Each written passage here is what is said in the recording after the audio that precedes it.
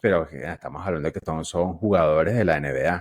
Claro, claro, O tienen sea, con todos qué. ganan millones, Claro, tienen millones con que qué. dicen, "Pff, hago esta mierda y ya por cuántos días de competición, 5 días de competición, no lees nada.